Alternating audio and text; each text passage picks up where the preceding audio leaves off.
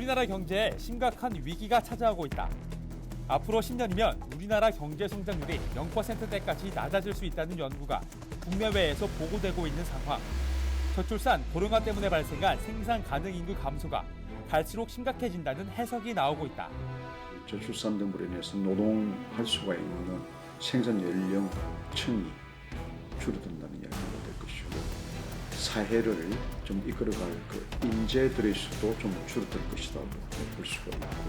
그냥 아이들이 줄어든다 그 개념이 아니라 비정상적인 그런 경제 일자리와 또 어떤 그런 안보의 문제라든가 종합적인 그런 문제들이 생겨나요. 우리나라의 2022년 예상 출산율이 0.6명까지 떨어지면서 인구 절벽은 점점 심각해지고 있는 가운데 저출산 문제를 교회가 함께 해결해야 한다는 목소리가 나오고 있다. 결혼을 장려하고 출산을 장려하고, 그리고 우리 사회에 어린아이들의 웃음소리가 끊어지지 않는 이러한 복된 세상을 만들도록 교회가 앞장서서 이 문제의 해결을 위해서 공헌을 해야 됩니다. 국가적인 위기로 다가오고 있는 저출산 문제. 이를 해결하기 위해 한국교회가 어떻게 사회적 책임을 다할 수 있을지 그 정책과 방안을 함께 논해본다.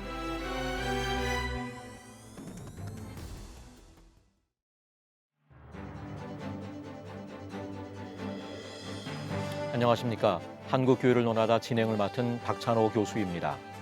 한국 경제의 잠재 성장률이 10년 후 0%대까지 낮아질 수 있다는 국내외 경고가 나오고 있습니다. 이는 저출산 고령화에 따른 생산 가능 인구 감소 문제가 갈수록 심각해지면서 나오는 분석인데요. 이렇게 저출산, 고령화 사회 가속화에 대해 정부가 계속해서 대비책을 마련하고 있지만 결코 쉬운 문제가 아닌 것 같습니다. 그 가운데 저출산 문제를 해결하기 위해 자녀 양육과 돌봄에 대한 부담을 교회가 함께 해결하자는 목소리가 나오고 있습니다. 그래서 오늘 한국교회를 논하다에서는 저출산의 요인인 자녀 양육과 돌봄에 대해 한국교회가 어떠한 역할을 감당할 수 있는지 함께 생각해보는 시간을 갖고자 합니다. 오늘 함께해 주실 출연자들을 소개하겠습니다. CTS 다음세대운동본부 변창배 본부장님 나오셨습니다. 안녕하세요. 반갑습니다. 한국공공정책개발연구원 장헌일 원장님 나오셨습니다. 반갑습니다. 마지막으로 한국지역 아동센터 연합회 옥경원 대표님 나오셨습니다. 반갑습니다. 반갑습니다. 앞서 말씀드렸듯이 한국 경제 잠재 성장률이 10년 후에 0%대까지 낮아질 수 있다는 충격적인 국내외 경고가 잇따라 나오고 있는데요. 저출산 고령화에 따른 생산 가능 인구 감소 문제가 갈수록 심각해지고 있기 때문일 것입니다. 자, 그중에 저출산 문제가 심각하다는 이야기를 우리가 계속해서 듣고 있는데 얼마나 심각한지 그 현황에 대해서 장헌일 본부장님께서 말씀해 주시면 감사하겠습니다.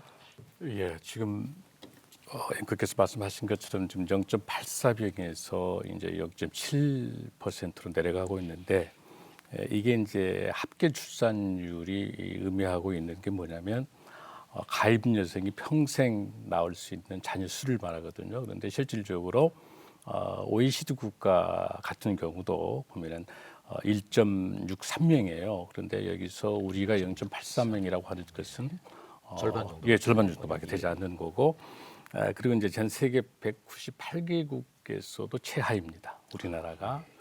근데 이게 계속해서 10년 동안 지속된다는 게 문제인데, 데이비 콜만이라고 하는 옥스퍼드 대학 그 인구 통계학 교수 이야기는 현재의 합계 출산율로 한국으로 본다면 가장 먼저 소멸될 나라가 대한민국이라는 거죠. 지상에서 가장 먼저 지상에서. 그래서 나라가. 거의 한 2,800년 정도를 보고 있는데요. 대한민국 없어진다고 지금 보고 있는 그런 상황이고요. 근데 우리에게 실질적으로 어느 정도 지금 문제냐면은 생산 노동이 가능한 인구 그 숫자를 비교를 했었을 때 우리가 2030년이 이제 골드타임이에요. 골드타임인데 2030년까지 이대로의 출산율이라고 한다면 거의 한 230만 정도가 줄어들면서, 그러니까 충청남도 하나가 없어지는 거죠. 그리고 도 하나가 그렇습니다. 그리고 이제 2032년, 그러니까 2년 후가 되는 거죠. 2032년에는 거의 한 330만이 없어져서 부산의 정도가 도시가 없어지는 거예요. 이게 보통 심각한 문제가 아니고 이런 상황에서 아까 말씀드린 것처럼 즉 경쟁률의 국가 경쟁률도 0.8%가 되는 거예요. 그러면은 가장 먼저 피해가 되는 것이 이제 소상공인과 또 우리 영세들 그리고 이제 내수가 문제가 되는 것이죠. 그래서 전체적으로 구조적으로 변화가 되는 거고 또 하나 이제 문제는 뭐냐면 노인 인구가 이제 1,000만이 되게 되는 급증하게 되죠. 그러니까 25%가 20%가 넘어가가지고 초고령 사회가 되니까 그러면 거기에 따르는 게 어떤 문제냐면은 이제 우리가 지금까지 2021년에는 우리 한 5명이 노인 한 분을 부양할 수 있었는데 2030년도가 되게 되면 한 명의 청년이 한 명의 노인을 부양해야 하기 때문에 그런 문제가 심각하게 발생하고 5배 정도로 부담이 그렇습니다. 예. 그리고 또 하나의 문제는 뭐냐면 이제 우리가 말한 그 일본의 상황처럼 도시가 소멸된다고 하는 그러니까 2030년도부터 시작을 해서 전체적으로 우리가 228개의 시군구 중에서 223개 그리고 급히 한 30년 안에 없어질 수 있는 곳이 24개 정도. 가장 먼저 없어지는 것이 전라남도 고흥. 예, 이런 지역을 이제 벌써 들고 있기 때문에 지방자치단체에서는 이런 문제를 좀 심각하게 보고 있고요. 이제 우리가 가장 중요하게 봐야 될 것들은 이런 시대가 계속 반복되고 있는 상태에서 가장 먼저 우리에게 체감되고 있는 것이 이제 학령 인구가 문제가 되는 것이죠. 학령 인구가 되는 거고 실질적으로 초등학생들이 271만이 이제 금년에가 271만이에요. 그런데 정확하게 2030년이 되게 되면은 179만으로 100만 정도가 예. 그래서 초등학생이 이렇게 된다는 거는 중고가 계속해서 그래서 이번에 제가 조사해 보니까 대학교 입학 정원 부분이 있어서 수도권이 3.6인데 계속해서 이거는 지방으로 갈 때 1%대 1.28 이렇게 되니까 앞으로 이제 인구가 우리 학령 인구가 전체적으로 볼 때 2023년도 24년도부터 한 39만 명 그러면 이제 대학이 이게 퇴출되게 되고 거기에 관련된 기관과 지방자치단체 포함해서 그 공통된 전체 문제가 되는 것이죠. 예, 그렇게 우리가 볼 수 있을 걸로 저는 보고 있습니다. 그러면 이렇게 굉장히 위기에 놓여 있는 저출산인데 이 원인이 어떤 게 있을까요? 원인에 대해서 한번 더 좀 말씀해 주시기 바랍니다. 저는 그 저출산 문제를 접근할 때 우리가 애를 얼마나 많이 낳을 것이냐, 어떻게 낳을 것이냐라고 접근하는 것은 잘못됐다는 생각을 갖고 있습니다. 왜냐하면은 저출산 문제에다가 문제를 보는 게 아니라 이 저출산 문제가 발생할 수밖에 없는 사회적 문제거든요. 이 문제를 사회로 접근해서 이 사회 문제가 발생하고 사회 문제를 어떻게 해결할 것이냐고 하는 사고를 바꾸지 않는 한 저출산 애를 많게 낳으려고 하는 것은 근본 문제 해결이 안 되는 거죠. 그 문제만 딱 집어서 해결하려면 어려움이 그렇습니다. 있다. 실질적으로 우리가 지금 15년 동안에 투입한 예산이 225조 원이에요. 그런데 전 세계에서 최하위의 0.83에 0.7로 내려가고 있다고 하는 것은 문제 접근하는 방법들이 조금 달라야 된다는 거죠. 그래서 저는 그 문제, 사회 문제가 무엇인가를 보고 애를 낳을 수 있는 환경, 결혼할 수 있는 그런 환경들이 만들어져야 출산이 문제가 이루어지는 거거든요. 그런다고 본다면 저는 문제를 크게 5가지를 보고 있는데 제일 중요한 거는 이제 경제적인 문제로 봐요. 뭐 통계를 볼 때마다 전부 다 엄청난 경제적인 문제가 가장 크게 부담되기 때문에 잔조 출산을 그렇습니다. 꺼려하는 것이죠. 경제 그리고 또 하나는 문제는 뭐냐면 이제 청년들의 그 여러 가지 지금 열악한 이런 실업률 같은 거 또 환경 그리고 신자유주의에 의해 가지고 양극화되는 것들 이런 것들이 이제 경제적으로 문제가 가장 크게 발생하고 있는 거고 그다음 두 번째 이제 중요한 거는 이제 주거 문제죠. 주거가 문제가 해결이 안 된다면 이거는 이 부동산 문제가 사회 정책적으로 해결이 안 된다면 당연히 애를 낳을 수가 없는 것이죠. 결혼이 힘든 거기 때문에 그리고 세 번째 중요한 건 이제 오늘 주제가 되겠습니다만 보육 문제, 돌봄에 대한 이 문제가 자녀를 낳아서 키울 수 있는 환경과 교육할 수 있는 환경. 예를 들어서 우리가 보면은 한 명이 대학까지 키우는 데 있어서 거의 한 3억 정도의 예산이 들기 때문에 그런 문제가 있다고 보고, 그다음 네 번째는 이제 인식에 대한 변화라고 봐요. 그거는 이제 1인 가구가 늘어나고, 그다음에 이제 비혼화가 집중되고 있고, 그리고 또 결혼을 했다 하더라도 딩크족들에 의해 가지고 애를 낳지 않으려고 하는 그런 사회적인 분위기, 이런 게 문제가 되고, 그다음 마지막 가장 중요한 거는 이제 인구와 산업의 수도권의 집중화. 그래서 저는 이 문제를 근본적인 저출산 문제를 해결하기 위해서는 저는 이 도시 집중화되어 있는 그래서 저는 인구 문제로 보는 거예요. 이 저출산 문제는 인구 문제고, 도시 공간의 재배치 문제에서 수도권의 산업과 인구가 집중하지 않도록 핵심 도시를 만들어내는 것들 정책적으로 있어야 된다라는 그런 생각을 갖습니다. 우리나라의 저출산 문제 그 원인에 대해서 옥경원 대표는 한번 말씀해 주시기 바랍니다. 네, 어디 현상적인 문제에 대해서 우리 장 원장님께서 잘 말씀해 주셨는데요. 네, 인구 감소는 저희 한국만의 문제가 아니라 전 세계적인 문제이기도 한데요. 저출산 문제는 엄밀히 보면 사회 구조와 문화에서 비롯된다고 좀 봅니다.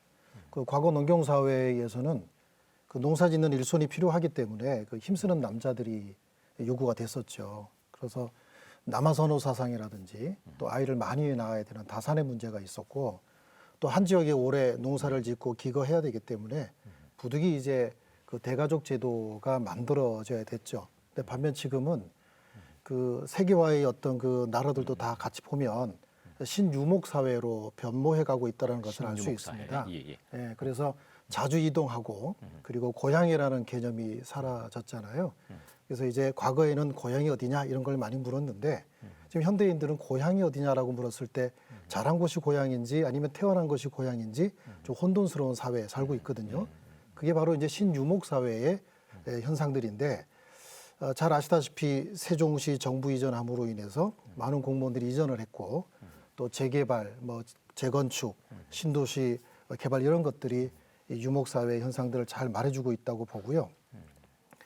이 유목 사회에서는 농경 사회처럼 힘 많이 쓰는 사람이 필요한 것이 아니죠. 그래서 이동이 쉬워야 되기 때문에 가족 구성도 컴팩트해야 되고요.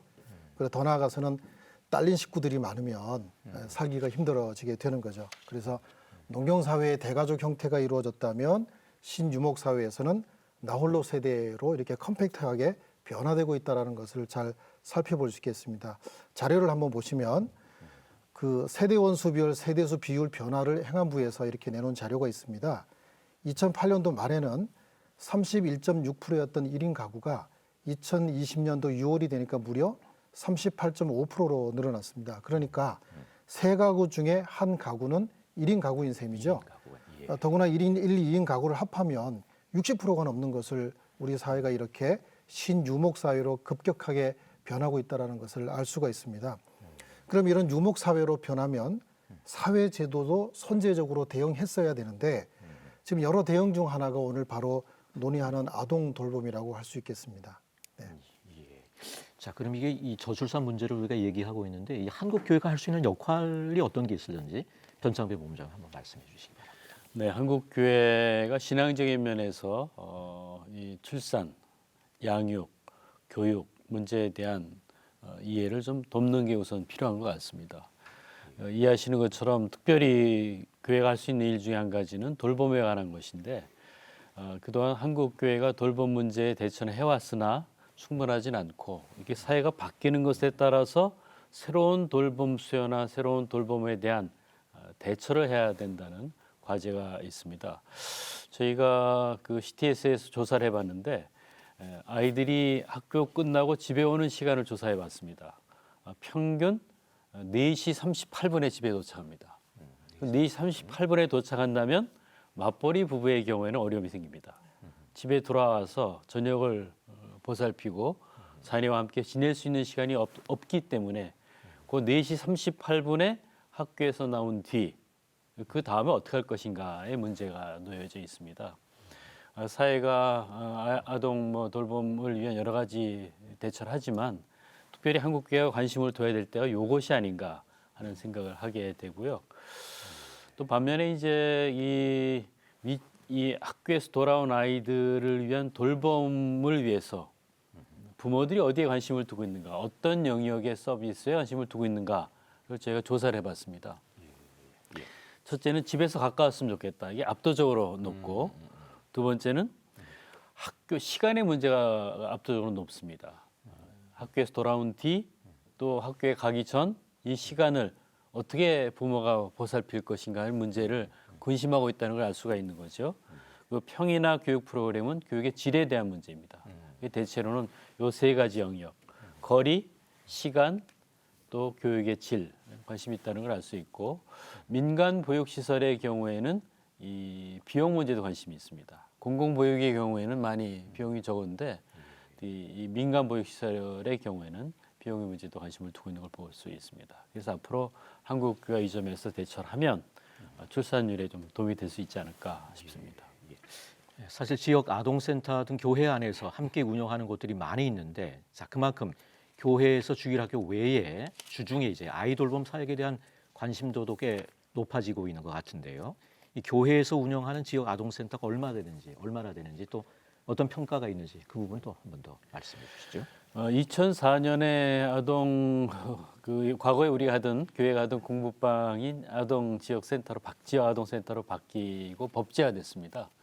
그 무렵에 이제 1,350개 정도였고 그 당시의 통계로는 약 70% 정도였다고 이제 말씀을 해주셨는데 현재는 4,300개로 늘었는데 교회가 뒷받침하는 건 절반 이하로 줄고 있고 또 최근에 많이 지역 아동센터를 포기하는 교회들이 늘고 있습니다. 이것은 단순하게 그 교회가 성의가 없어서의 문제는 아니고 교회 시설을 이용해서 지역 아동센터로서의 기능을 해왔는데 교회 시설을 이용하는 것에 대한 이 사회의 기대와 교회의 현실이 격차가 있는 것 같습니다. 그래서 현재는 교회가 거꾸로 이 돌봄으로부터 후퇴하고 있는 양상을 전체적으로 시설수가 더 많아졌는데 교회가 차지하는 분량은 도리어 줄어들고 있는 그렇습니다. 그런 상황이고요.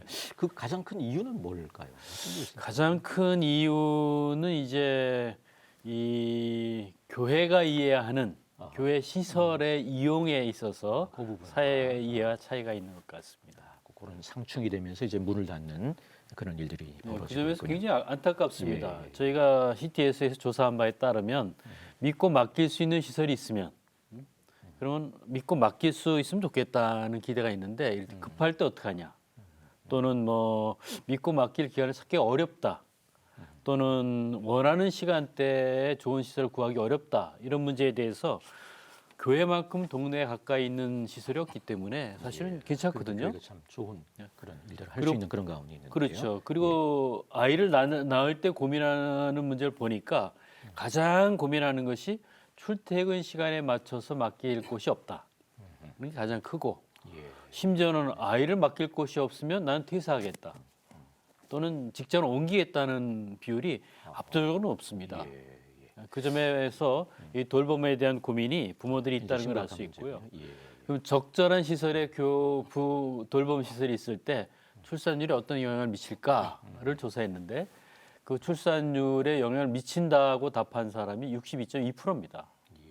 그러니까 이 돌봄의 문제가 이 저출산의 문제에 직접 영향을 미친다는 것을 알 수가 있습니다. 그러면 지금 우리나라에서 이루어지고는 아동 돌봄 서비스 전체 현황이 어떤 것인지 장원일 원장님 한번 자세하게 소개해 주시면 좋겠습니다. 그 말씀을 좀 드리기 전에 우리 변성현 본부장님께서 금방 중요한 이야기를 해주셨는데 그 저출산 문제를 해결하기 위해서 돌봄을 한 게 아니고 아까 제가 말씀드린 것처럼 사회 정책에 대해서 돌봄에 대한 이 문제를 잘 해결함으로 이 사회 문제를 해결함으로 인해서 저출산 문제 해결이 되는 거죠. 이 출발할 때 돌봄하려고 하는 게 저출산 해결하려고 하는 접근이 아니다는 거죠. 아이 돌봄의 문제를 통해 가지고 애 낳을 수 있는 환경이 만들어지니까 저출산 문제 해결이 된다. 그 인식이 저는 그러니까 아동들이 저출산을 해결하는 대상이 아니라 이 아동들 자체가 인권을 가지고 아동 하나하나의 귀한 삶과 교육과 돌봄에 대한 주권을 가지고 있다 하는 거 그런 측면에 있어서 우리 변창 본부장님 말씀 굉장히 중요한 그 측면에 접근하신 것 같고요. 그런 의미에 있어서 제가 2022년도에 그 미혼 남녀 1,000명을 조사한 자료를 한번 보니까 가장 큰 게 주거 문제를 이야기했지만은 22.9%가 보육 문제, 이 돌봄의 문제가 관련된. 해결이 된다면 결혼과 출산하겠다는 거니까 그런 의미에 있어서 지금 현재 우리가 가지고 있는 아동 돌봄 정책 전체는 세 개 지금 부처로 지금 나눠져 있거든요. 그러니까 교육부가 중심으로 되어 있는 초등 돌봄이 있고요. 그다음에 보건복지부가 중심으로 하고 있는 지역아동센터. 그다음 다 함께 돌봄센터, 그리고 이제 여가부가 하고 있는 것처럼 방카라고 하는데 청소년 방과후 아카데미 이렇게 크게. 근데 문제가 뭐냐면은 이렇게 이제 이 3개의 부처에서 8개의 프로그램을 가지고 있는 굉장히 혼선이 오는 것이죠. 전담하는 부서가 좀 다 다르네요. 그렇습니다. 예, 그렇게 하고 그래서 나중에 말씀드리겠습니다만은 지금 제 표에 있는 것처럼 대상들도 초등 돌봄 1학년에서 6학년까지. 지역아동센터 18세 미만, 그리고 다음교 돌봄센터가 6살에서 12살. 그리고 여기에 이제 선정 기준에 대한 것도 서로 다르죠. 다르고 특히 이제 공통점 중에서는 지금 취약계층 저소득에 대한 걸로 되어 있지만은 오히려 이게 뭐가 문제되냐면 낙인 효과가 되는 거예요. 그래서 거기를 다니면 지역아동센터 같은 경우에 보면은 취약계층들이 지금 60에서 80% 정도고 일반 학생들 한 20%인데 이렇게 하다 보면은 여기는 가난한 데들이 가는 것이다.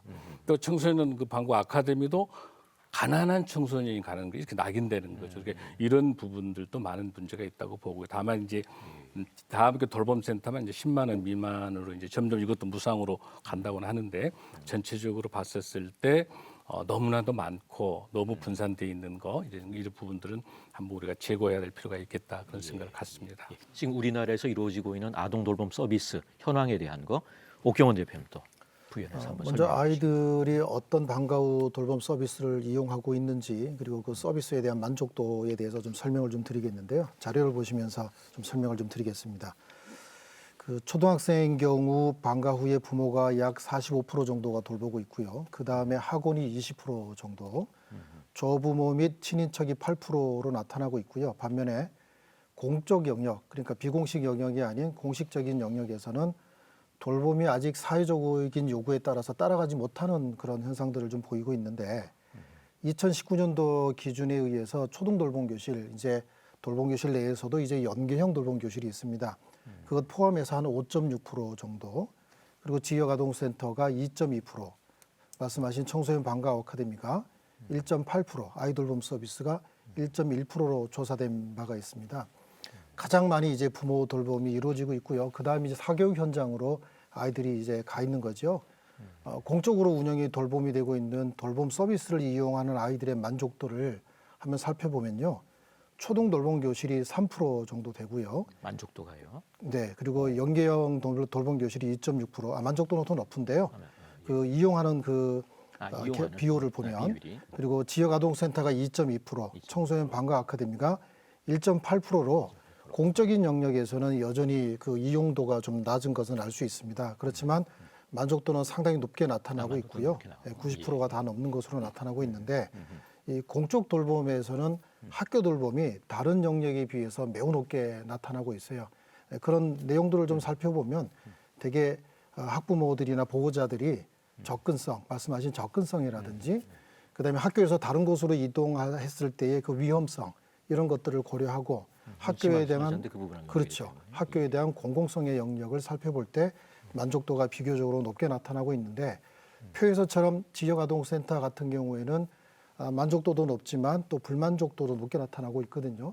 이거는 무엇을 얘기하고 있냐면 호불호가 극명하다는 거거든요. 이 호불호는 시설이라든지 이게 국가에서 지원이 없다 보니까 지원 없는 것을 민간에 이관시켜서 민간에서 투자된 자본의 한계점을 분명하게 나타내고 있는 거거든요. 특별히 이제 운영자의 역량이라든지 우리 교회에서 어떻게 접근할 것인가라도 지금 논의하고 있지만 최초에 이 지역아동센터를 접근할 때는 정부에서는 평일날 유휴공간을 어떻게 활용해 보겠다라는 생각을 가지고 접근을 했지만 2004년도에 법제화 이후로부터는 전용 공간이 되어야 된다라는 기준들을 마련했어요. 그러니까 규제가 강화되면서 교회에서 쉽게 접근했던 부분들이 지금은 접근성이 떨어진 것이 가장 큰 진입 장벽이 되고 있고 또 평가 제도를 통해서 내지는 운영비 지원의 기준 조건들을 맞추지 못하니까 2년 동안 자부담을 해야 되는 조건들이 있습니다. 예, 그래서 교회들이 접근하기 위해서는 희생이 강요되는 부분이 있어서 진입 장벽의 허들이 굉장히 높아졌다 그렇게 볼 수 있겠습니다. 예, 이렇게 지자체와 관련해서 훌륭한 아동 돌봄 서비스들이 있는데 뭐 또 나름 또 어떤 그 한계 문제 이런 좀 그런 부분도 있을 것 같은데 그 부분에 대해서 장원님 원장님 한번 나눠주시죠. 그 제일 중요한 거는 이제 연령대별로 우리 미취학이라든지 초등 아동들 이제 이 부분에 있어서 돌봄 서비스 수요 대비가 공급이 불균형하거든요. 그러니까 영아들을 포함한 어린이집 같은 경우를 한다면은 이제 한 40.9% 정도. 그리고 유치원 같은 경우는 이제 90%가 아주 활용도가 높습니다. 근데 문제가 뭐냐면은 초등학생들 그러니까 6살부터 12살까지 초등학생들이 이 시설을 이용할 수 있는 부분들은 지금 통계가 12%밖에 안 되는 거죠. 우리가 지금 왜 이 문제를 한국교회 관심 갖고 있냐면 이 부분입니다. 12%니까 실질적으로 인원을 제가 조사해 보니까 전체에서 36만 명밖에 초등학생들이 이용을 못하는 거죠.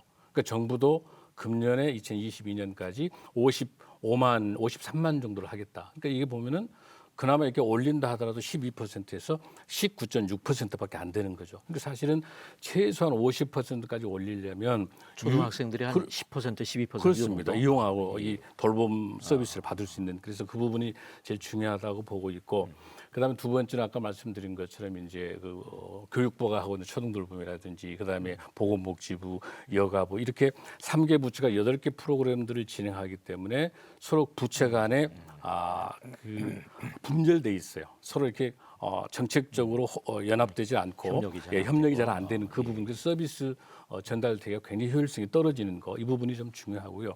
저는 그래서 이번 기회에 중요한 게 방금 제가 말씀드린 그 서비스 사업별 명칭이라든지 대상 연령이라든지 운영하는 방식이 다 다르기 때문에 이 부분에 대해서는 공급하고 있는 정부의 정책과 사실은 이 돌봄 서비스는 수요자에 있는 아동들이 선택해서 좀 실수도 있고 또 아동들이 선택해야 되는데 공급자인 정부가 주도를 하다 보니까 이 훨씬 더 효율성이 떨어진다고 볼 수 있는 부분이거든요. 그리고 사실 이 문제는 2007년부터 시작을 해가지고 많은 학회에서 여가부라든지 보건복지부라든지 교육부가 이렇게 분산돼 있는 분절돼 있는 이 정책을 단일 체계로 해서 통합해 갈라 그렇게 요청했는데 부처 이기주의도 있고 여러 가지 상황이 안 됐는데 저는 그래서 이번 기회 때 이번 대선 때 이 저출산 문제와 돌봄 문제는 국가 책임제입니다.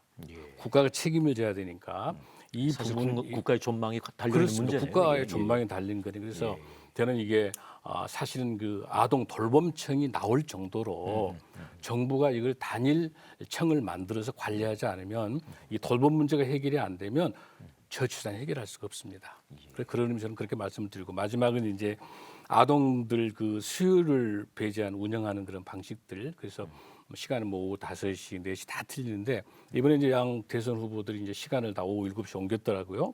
근데 무조건 오후 7시 옮기는 게 중요한 게 아니라 2시, 3시, 4시 이 사이에는 애들이 운동하고 체육하고 즐거운 일들을 겸하게 하고 학습 이런 것들이 해야 되는데 시간만 늘리는 게 능자도 아니니까 그래서 조금 더 이 운영에 관련된 데는 전문가들하고 또 뭔가 정부 부처가 저출산 고령사회 속에 들어와 있는 정도 가지고는 안 되고 돌봄에 대한 전문한 거 그리고 예산도 각 부처별로 나눠져 지금 사용하고 있기 때문에 이 부처도 지자체하고 연결해가지고 돌봄 협의체를 좀 만들어서 뭔가 예산도 운영도 현실적으로 탄력성 있게 해야 된다 이런 것들이 많은 한계가 지금 있어서 아까 말씀드린 것처럼 이 아이의 돌봄 문제 부분들을 우리가 무엇보다도 중요한 시기에 한번 접근을 해야 되겠다 그렇게 마음을 갖습니다.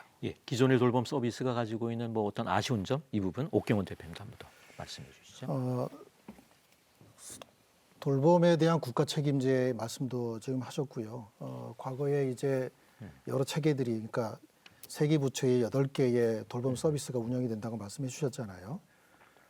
과거에 우리가 이제 그 전쟁이라든지 어떤 국가의 위기 상황에서 유공자들의 권한의 문제, 그다음에 지위 향상에 대한 문제가 사회적인 이슈가 된 것처럼 사실 지금 코로나 상황 속에서 긴급 돌봄을 하는 곳이 지역 아동센터는 쉬지 않고 하고 있거든요. 그러니까 그러니까 학교가 문을 닫을 때도 그리고 이제 긴급하게 그 코로나에 지역 아동센터 종사자는 안 걸리지 않거든요. 그럼에도 불구하고 약 2년 동안을 이렇게 쉬지 않고 돌봄을 하고 있어요. 그런데 기존의 생태계에 대한 학생들이 학교를 가지 못하는 상황에서도 그렇죠. 계속했군요. 지역 아동센터는 돌봄을 하고 있는데 예, 예. 미처 이제 그 격리가 돼서 오지 못하는 아이들은 도시락을 배달하면서까지 이렇게 아이들을 케어하고 있는 상황입니다. 지금도 마찬가지고요. 예. 그런데도 불구하고 이제 기존 돌봄 생태계에 대한 지원이라든지 여기에 대해선 그 돌봄 종사자들에 대한 노동 가치가 존중되고 있지 않은 분위기 이런 굉장히 좀 심각하다라고 생각을 하고요. 그리고 또 한 가지는 정권이 바뀔 때마다 오락가락하는 정책이 있어요. 그러니까 부착한 칸막이 현상이 여전히 심각한 상황입니다. 아까 좀 말씀하셨던 그렇죠. 내용을 그래서 연결되는군요. 예. 지금 현재는 돌봄 그 협의체가 만들어져 있는데 그 협의체가 교육부 중심으로 움직여지고 있지만 보건복지부에서도 이 협의체의 활동이 원활하게 움직여지지 않고 부처 간의 어떤 칸막이 현상이 심각하게 대두되고 있고 또 이제 말씀하신 대로 돌봄 생태계와 아이들의 권익을 존중하지 않은 공급자 중심의 그런 시스템 마지막으로 조금 전에 말씀드렸던 것처럼 종사자에 대한 어떤 처우 문제 이런 것들이 가장 큰 문제인데요. 돌봄 종사자들의 이 노동의 저평가 이 문제는요. 그 배경에 보면 이런 배경들이 있어요. 아이들은 좀 누구든지 돌볼 수 있다. 뭐 아이들이니까 누구든지 돌볼 수 누구나 돌볼 수 있다. 있다라고 예. 생각을 하지만 아동 심리학자들은 가장 가벼운 학문을 한 게 아니거든요. 그런데도 우리 사회는 이런 사고들을 좀 가지고 있어요. 그래서 국가에서 그냥 아이들의 돌봄은 보조만 해주면 되지 굳이 이렇게 비용을 만들어서 투자해야 되느냐라고 생각하는 다시 말씀드려서 아이들을 투자의 대상이 아니라 비용으로 생각하는 그런 구태의연한 방식에서 벗어나야 된다라는 생각을 합니다. 예, 예. 지금 이제 아동 돌봄에 대한 얘기를 하고 있는데 이제 한국 교회가 이 아동 돌봄과 관련해서 정부와 함께 할 수 있는 어떤 노력들이 있을 것 같은데 변창병 본부장 한번 말씀해 주시죠. 네, 저희가 정부의 정책을 제안하려고 준비를 하고 있습니다. 근데 정책을 제안하기 전에 또 근본적인 문제들이 좀 있는 것 같아요. 이를테면 우리들 스스로 돌봄에 대한 생각을 좀 바꿔야 될 것 같습니다. 기술적으로 시간을 남는데 어떻게 할 거냐 또는 출생률을 높이기 위해서 어떻게 할 거냐는 기술적인 문제는 물론 필요합니다. 그것도 관심을 둬야 되겠습니다만 이건 아동의 행복에 관한 문제다 라는 데서부터 시작해야 될 것 같습니다.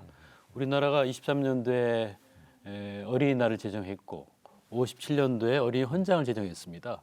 그 아동복지법에 아동에 대한 학대가 규정되어 있습니다. 뭐 신체의 학대 또는 정서의 학대, 성학대, 방임 문제가 있습니다. 방임 방치 문제가 굉장히 중대한 문제입니다. 우리는 쉽게 생각하지만 서구 같은 경우에는 아동을 집에 그냥 방치하면 이웃에게는 그걸 알고 있으면 신고해야 될 의무가 생깁니다. 신고를 안 하면 안 하는 사람도 처벌받습니다. 신고가 되면 아이는 시설로 보내지고 부모는 친권을 뺏길 수 있고요. 심지어는 뭐 6개월 이상의 징역도 갈 수 있습니다. 방임 방치 문제가 상당히 중대한 문제다. 그 방임 방치 문제의 연령이 가장 높은 곳이 미국의 일리노이주인데 14세입니다. 14세가 되지 않은 아동을 집에 둘 때 부모 없이 아동들끼리만 있어도 처벌을 받습니다. 그러니까 이게 방임 방치 문제가 심각하다는 문제를 이해하고 이건 아동의 행복에 대한 문제다, 복지에 대한 문제다, 심지어는 인권에 대한 문제다라고 접근해야 될 것 같고요. 그런 면에서 이제 목사님 말씀하신 인식 전환이 필요하다는 말씀이고요. 저희는 이제 이번에 대선 국면에 양당의 정책을 제안하려고 하는데 이런 걸 종합해가지고 제안을 할 생각이고요. 부처 간의 벽을 어떻게 할 수 있는지 또 이 근본적으로 인식을 전환하기 위해서 무슨 노력이 필요한지 이걸 종합하려고 생각하고 있습니다.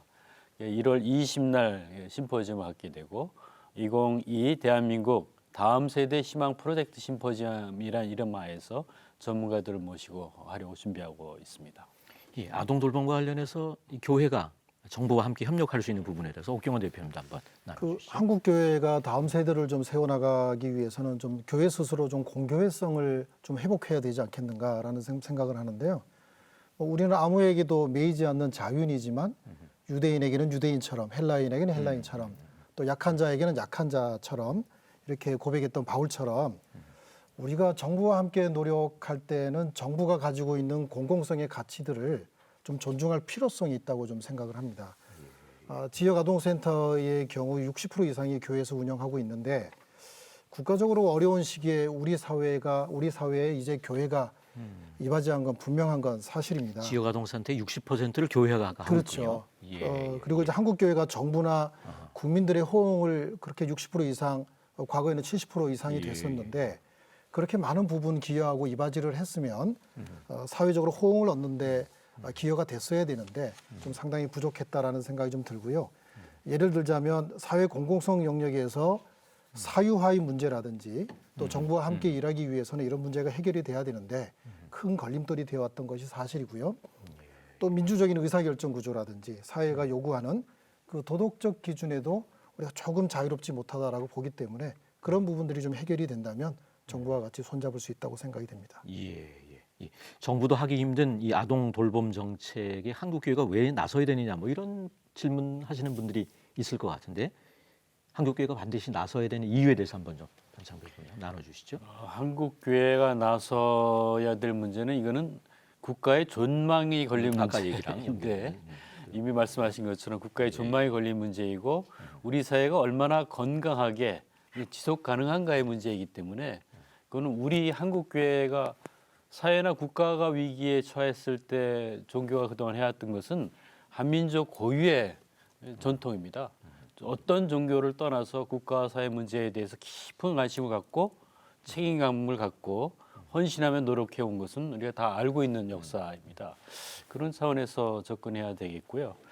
최근에 문제 이미 다 얘기하셨습니다만 이게 현재 초, 중, 고 학교에 다니는 학생들 수가 532만 명입니다.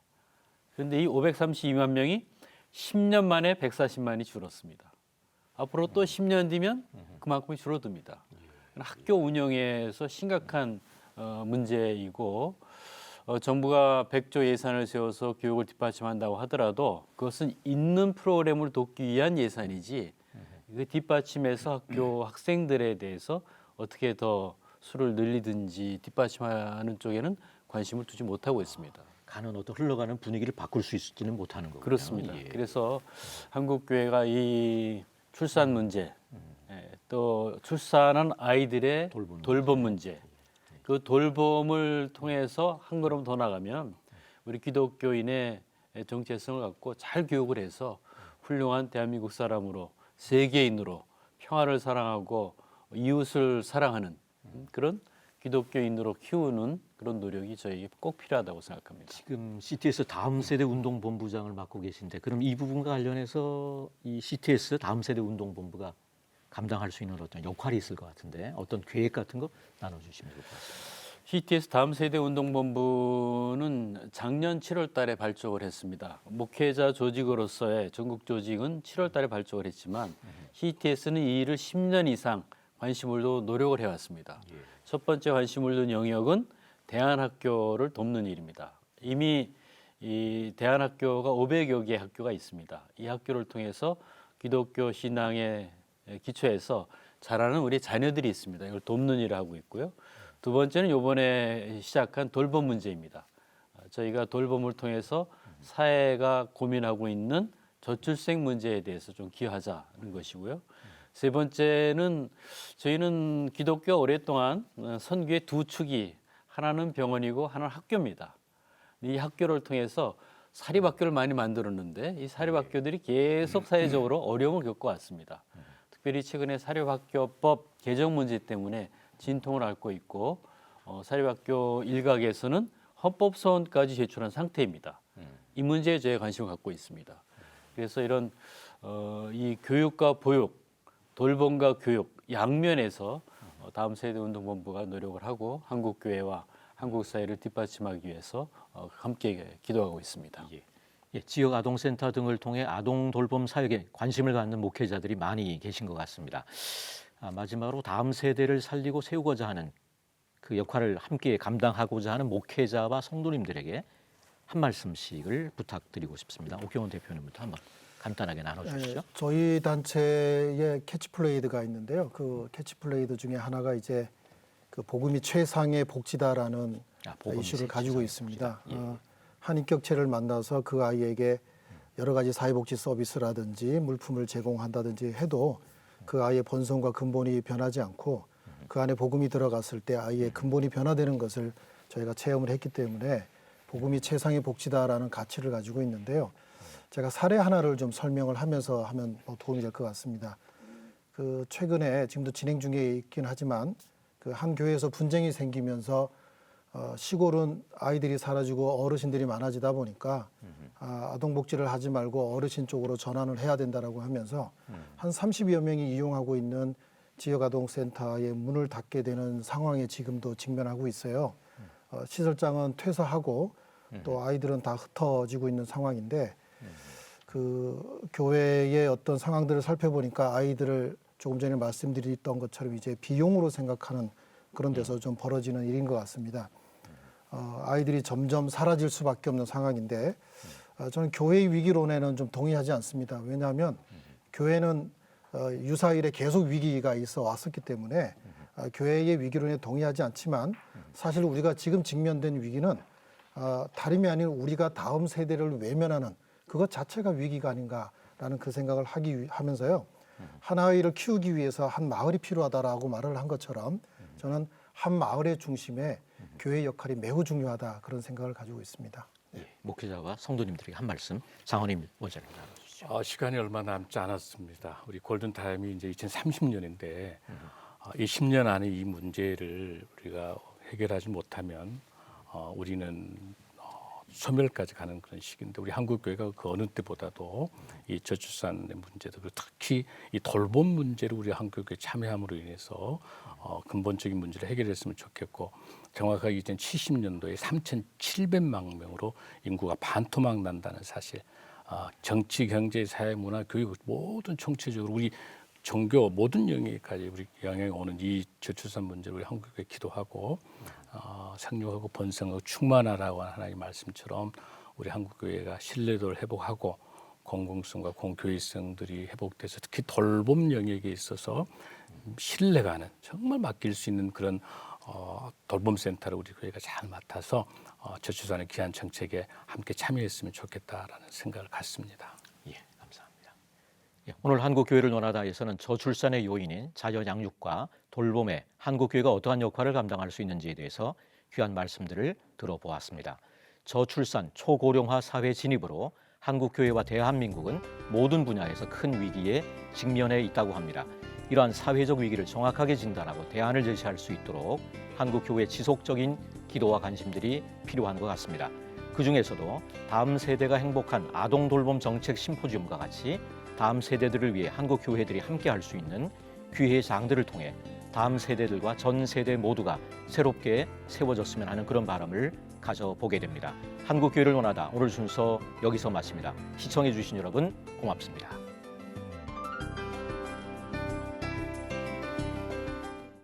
이 프로그램은 여러분의 미디어 선교 후원으로 제작되었습니다. 선교는 사명, 후원은 동역. 당신도 복음을 전할 수 있습니다. 선교 후원 02-6333-1003번